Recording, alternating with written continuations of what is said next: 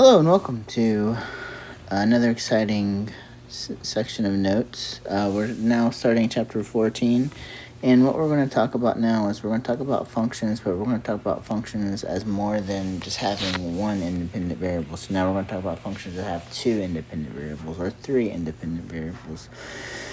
And so we're going to first define this and then look at an example of something that you could see in everyday life where you have functions of two independent variables and have one dependent variable. So in this section, we're going to study functions of two or more variables from 4 points of view: verbally, numerically, algebraically, and visually. So the definition of a function f of two variables is a rule that assigns to each ordered pair of real numbers x and y in a set of D a unique real number denoted by f of xy. The set D is the domain of f, and its range is the set of values that f takes on. That is, f of xy for x and y is in the domain. So we often write our function. So usually when we were dealing with an algebra or calculus, we say f of x is equal to y. Well, now f of xy is equal to z. So when you see a function of two independent variables x and y, then your dependent variable is going to be your z. All right, now I went ahead and explained that middle part. So let's just go ahead and talk about an example. So example 1, the temperature humidity index, I, or humidex for short, is the perceived air temperature when the actual temperature is T, and the relative humidity is H. So we can write I is equal to F of capital TH. The following table of values of I is an excerpt from a table compiled by the National Oceanic and Atmospheric Administration. So here we have a table with actual temperature and relative humidity, and we're going to find the humidex or the temperature humidity index based off of the values that are given. So the first what we're going to do is A.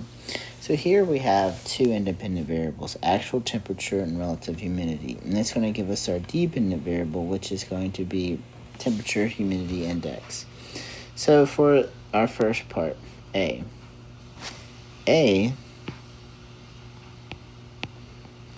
is what is the value f of 95, 70, and then what is its meaning. So if we look at the table, when our first value is temperature, because f of th, so our first value is temperature. So when our temperature is 95 and our humidity is 70%, then the intersection of those two is going to be our relative humidity index. So we have 124. So that's our answer. So that's equal to 124. And what this means is that the actual temperature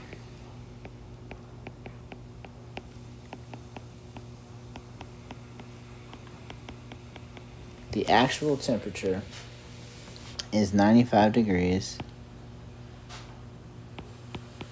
Fahrenheit, and the relative humidity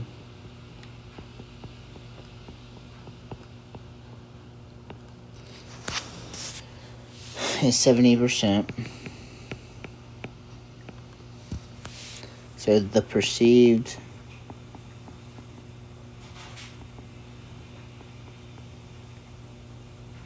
before E except after C, the perceived air temperature is, again, approximately 124 degrees Fahrenheit. So that is hot. B, for what value of H is f of 90? So what value of H is our humidity index 100 when the temperature is 90. So let's go ahead and let's look at this. So when our temperature is 90, we want to find what value for the humidity index is 100. So let's look at 100. So there's 100. So then it tells us that our humidity has to be 60.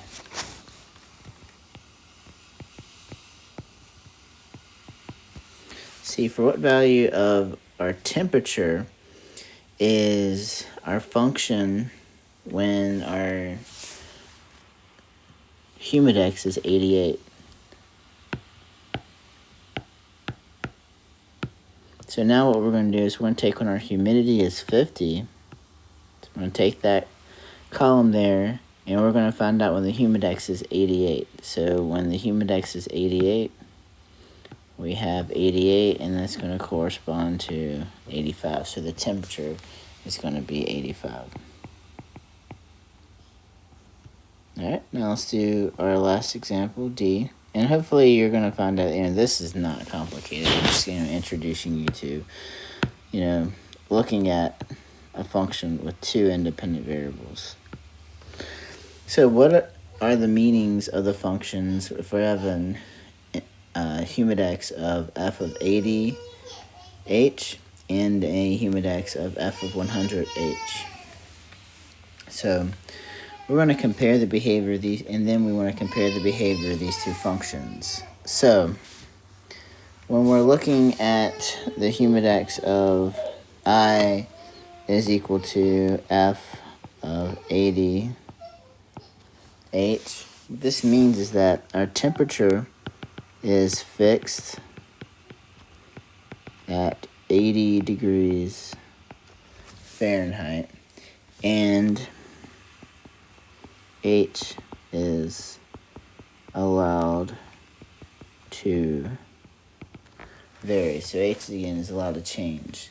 The resulting in a function of H that gives the humidex values for different relative humidities when the actual temperature is 80 degrees Fahrenheit. Alright. Similarly, if we have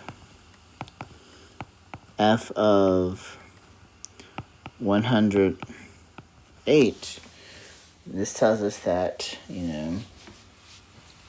our temperature is fixed at 100 degrees Fahrenheit, and H is allowed to vary.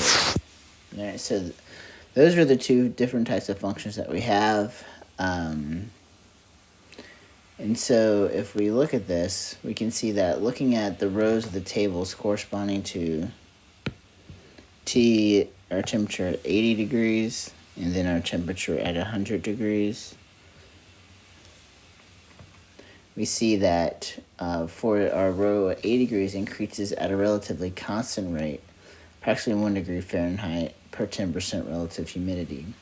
While when we're at 100 degrees Fahrenheit, it increases more quickly, at first with an average rate of 5 degree per change per 10% relative humidity, and increasing at a rate of approximately 12 degrees Fahrenheit per 10% humidity for larger values of H. So comparing the behavior of these two functions of H, the